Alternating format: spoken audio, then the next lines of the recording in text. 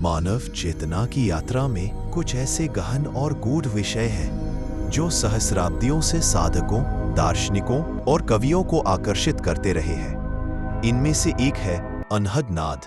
नमस्कार दोस्तों, और स्वागत है आपका हमारे चैनल पर। आज हम कैसे विषय पर बात करने जा रहे हैं जो हमारी चेतना की गहराइयों में छिपा है।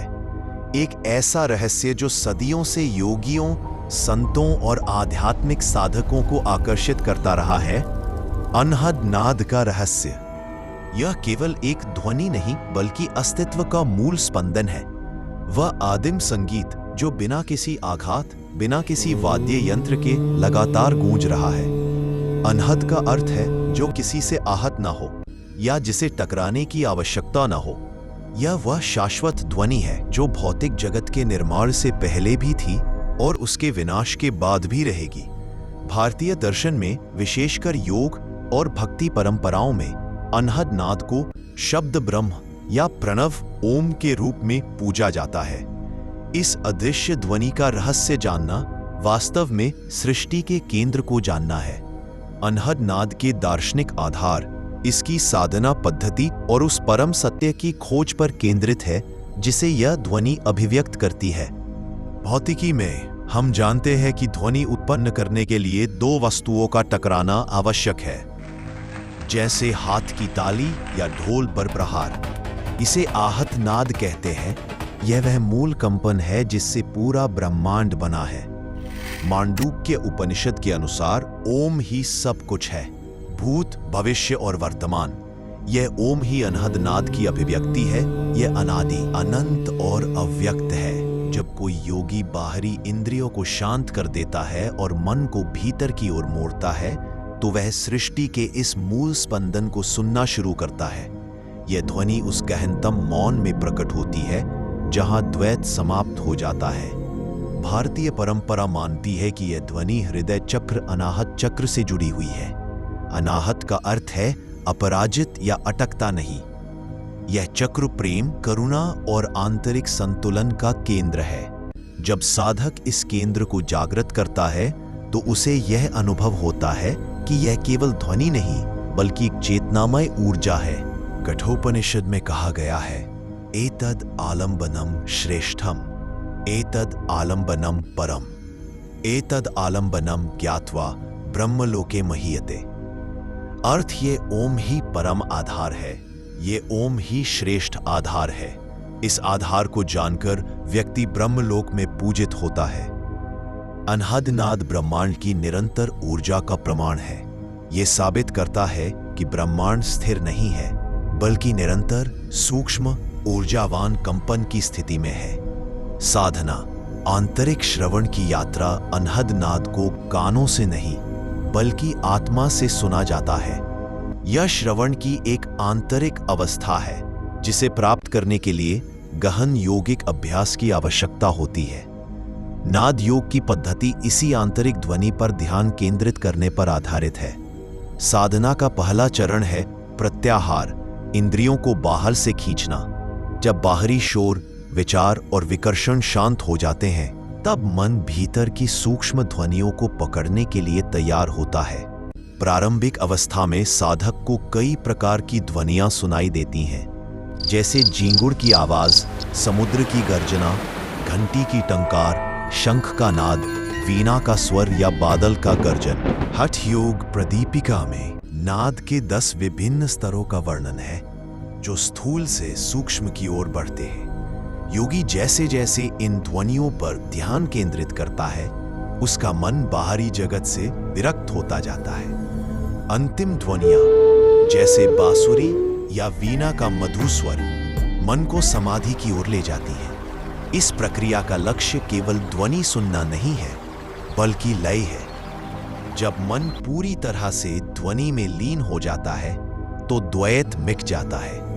ध्वनि, श्रोता और सुनने की क्रिया तीनों एकाकार हो जाते हैं। यही योग की परम अवस्था, तुरीय अवस्था की शुरुआत होती है। नाद, यह रहस्यमयी ध्वनि किसी एक धर्म या परंपरा तक सीमित नहीं है। सूफीवाद में इसे सूत ए सरमद या वह ध्वनि जो कभी समाप्त नहीं होती कहा गया है।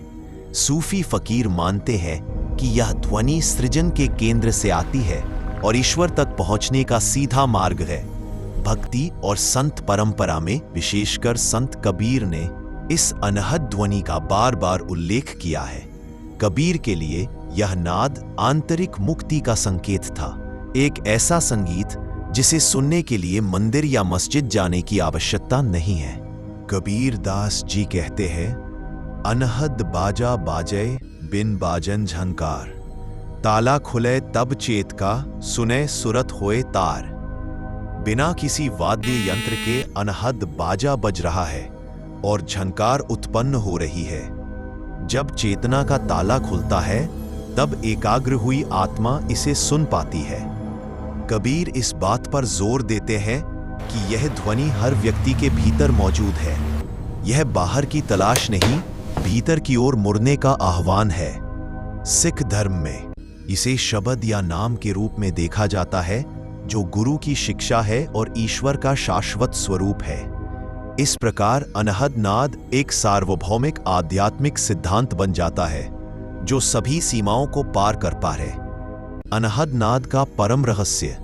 अनहद नाद का रहस्य क्या है? यदि यह ध्वनि हमेशा मौजूद है तो हम इसे हर पल क्यों नहीं सुन पाते? इसका रहस्य यह है कि यह ध्वनि ब्रह्मांड के शोर के कारण दबी हुई नहीं है, बल्कि हमारे मन के शोर के कारण अनसुनी रह जाती है। मन हमेशा विचारों, इच्छाओं और स्मृतियों के आहत नाद में व्यस्त रहता है, जिससे वह परम सूक्ष्म ध्वनि को पकड़ नहीं पाता। जब योगी समस्त बहिर्मुखी प्रवृत्तियों को त्याग देता है और गहरे मौन में प्रवेश करता है, तो वह पाता है कि अनहद नाद कोई बाहरी घटना नहीं है, बल्कि स्वयं उसकी चेतना की पृष्ठभूमि है। यह ध्वनि प्रमाण है कि आप कभी अकेले नहीं हैं, क्योंकि आपके भीतर अस्तित्व का संगीत निरंतर गूंज रहा है।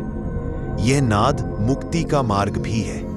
नाद योग की चरम अवस्था में जब साधक नाद के साथ पूर्णतः विलीन हो जाता है, तो वह देह बोध और काल बोध से परे चला जाता है। यह अवस्था नाद बिंदु कहलाती है, जहां ध्वनि नाद और प्रकाश बिंदु का मिलन होता है। यह वह क्षण है जब अहंकार नष्ट होता है और आत्मा अपनी वास्तविक असीम प्रकृति को पहचानती है। अनहद नाद का सबसे बड़ा रहस्य यही है कि यह सुनने वाले से अलग नहीं है। यह ध्वनि उस परम शून्य की अभिव्यक्ति है जो पूर्णता से भरा है। जब महर्षि पतंजलि योग के माध्यम से मन की वृत्तियों के निरोध की बात करते हैं, योगश्चित्त वृत्ति निरोध, तो अनहद नाद उस निरुद्ध अवस्था का सहज परिणाम है। जब मन पूरी तरह शांत हो जाता है, तब बाह्य शोर समाप्त होता है और आंतरिक सूक्ष्म कंपन सुनाई देने लगती है। अनहद नाद सुनना मात्र एक श्रवण प्रक्रिया नहीं है, यह एक गहन यौगिक प्रक्रिया है जिसमें इंद्रियों को बाहरी विषयों से हटाकर पूर्ण आंतरिक एकाग्रता स्थापित की जाती है। इसे नाद अनुसंधान या नाद योग कहा जाता है। बहिरंग साधना किसी भी उच्च साधना के लिए मानसिक और शारीरिक शुद्धता आवश्यक है। यथास्थिति और आसन। साधक को एक शांत, स्वच्छ स्थान का चयन करना चाहिए। आसन स्थिर, सुखद और आरामदायक होना चाहिए, जैसे सिद्धासन या पद्मासन। रीढ़ सीधी और शरीर पूर्णतः शिथिल होना चाहिए। प्राणायाम, नाड़ी शोधन प्राणायाम और भ्रामरी प्राणायाम का अभ्यास मन को शांत करने और तंत्रिका तंत्र को नाद श्रवण के लिए तैयार करने में अत्यंत सहायक होता है। भ्रामरी भौरे की गुंजन विशेष रूप से आंतरिक कंपन पर ध्यान केंद्रित करने की क्षमता विकसित करती है। आहार, सात्विक हल्का भोजन अनिवार्य है, क्योंकि भारी या तामसिक भोजन मन को चंचल बनाए रखता है। यही मुख्य प्रक्रिया शुरू होती है, जिसे पतंजलि के अष्टांग योग के अंतिम चरण धारणा, ध्यान, समाधि के करीब समझा जा सकता है। प्रत्याहार और आंतरिककरण सबसे पहले इंद्रियों का बहिर्मुखी प्रवाह रोकना होता है। यह प्रत्याहार की अवस्था है। साधक को बाहरी ध्वनियों और विचारों को अनदेखा करते हुए चेतना को अंदर की ओर मोड़ना होता है।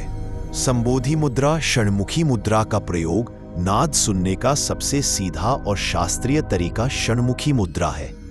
शांत आसन में बैठे, दोनों हाथों की उंगलियों से दोनों कानों, आंखों, नथुनों और मुख को धीरे से बंद करें। अंगूठे से कान बंद किए जाते हैं। बाह्य ध्वनियों से पूर्णतः कट जाने पर मन स्वाभाविक रूप से अंदरूनी ध्वनियों की ओर मुड़ जाता है। इस मुद्रा में साधक को अपने शरीर के भीतर, विशेषकर सिर के केंद्र, ब्रह्मरंध्र या हृदय केंद्र में उत्पन्न हो रही अत्यंत सूक्ष्म ध्वनियों पर ध्यान केंद्रित करना चाहिए। जब ध्यान स्थिर हो जाए तो अपनी चेतना को हृदय चक्र, अनाहत या आज्ञा चक्र भ्रूमध्य पर स्थापित करें। यह दृढ़ निश्चय करें कि आप अब अंदर की आवाज सुनने जा रहे हैं। साधक को उस सबसे सूक्ष्म ध्वनि पर तब तक एकाग्र रहना चाहिए जब तक कि वह ध्वनि मन के सभी अन्य विचारों पर हावी ना हो जाए। यह एक ऐसा क्षण होता है जब श्रोता और श्रवण की वस्तु ध्वनि एकाकार होने लगते हैं। गुरु नानक देव जी कहते हैं, धुनि अनहद वाजय, सुनी सुनी मन बिगसै, गुर प्रसादी शब्दु समावै, मन न रहे डोले। अर्थात अनहद की ध्वनि निरंतर बजती है, इसे सुनकर मन प्रसन्न आनंदित होता है। गुरु की कृपा से जब शब्द नाद में मन समा जाता है तब मन भटकना छोड़ देता है। वे कहते हैं, अनहद बाजा वजय तिनी थाई, जिथे निरंकार बसै निर्भय। अर्थात अनहद बाजा उस स्थान पर बजता है जहां निराकार, निर्भय परमात्मा निवास करता है। ये हमें बताता है कि अनहद नाद का श्रवण हमें स्वयं परमात्मा के सानिध्य में ले जाता है। लय योग और विस्मृति। जब साधक लगातार एक ही मधुर नाद पर ध्यान केंद्रित करता है तो मन उस ध्वनि में विलीन हो जाता है। यह लय योग है। जैसे एक मधुमक्खी फूल के रस में रम जाती है, वैसे ही मन नाद में रम जाता है। जब सर्वोच्च, सबसे मधुर नाद, जैसे दिव्य बांसुरी की ध्वनि स्पष्ट रूप से सुनाई देने लगता है, तो मन उस ध्वनि के साथ मिलकर समाधि की अवस्था में प्रवेश करता है। इस क्षण साधक को बोध होता है कि अनहद नाद केवल ध्वनि नहीं है, बल्कि वह आंतरिक प्रकाश और कंपन है जो कभी नष्ट नहीं होता। दोस्तों, अनहद नाद का रहस्य एक ऐसा रहस्य है जो हमारे भीतर ही छिपा है। इसे खोजने के लिए हमें बाहर कहीं जाने की जरूरत नहीं, बस अपने भीतर की यात्रा करनी है। यह एक ऐसा अनुभव है जो शब्दों में पूरी तरह से व्यक्त नहीं किया जा सकता, इसे केवल अनुभव किया जा सकता है। मैं आपको प्रोत्साहित करता हूं कि आप आज से ही इस अभ्यास को शुरू करें। धैर्य रखें, नियमित रहें और आप भी इस ब्रह्मांड की अनसुनी अनाहत ध्वनि का अनुभव कर पाएंगे। यह ध्वनि आपको न केवल शांति और आनंद प्रदान करेगी, बल्कि आपको अपने वास्तविक स्वरूप और ब्रह्मांड के साथ आपके गहरे जुड़ाव का अनुभव भी कराएगी। तो दोस्तों, यह था अनाहत नाद का रहस्य और उसे सुनने की विधि। मुझे उम्मीद है कि आपको यह जानकारी पसंद आई होगी और यह आपके आध्यात्मिक सफर में सहायक होगी। अगर आपको यह वीडियो पसंद आया हो तो इसे लाइक करना न भूलें, अपने दोस्तों और परिवार के साथ शेयर करें और हमारे चैनल को सब्सक्राइब जरूर करें ताकि आप ऐसे ही ज्ञानवर्धक वीडियो से जुड़े रहें। आपके मन में कोई प्रश्न या अनुभव हो तो कमेंट बॉक्स में जरूर लिखें। मिलते हैं अगले वीडियो में।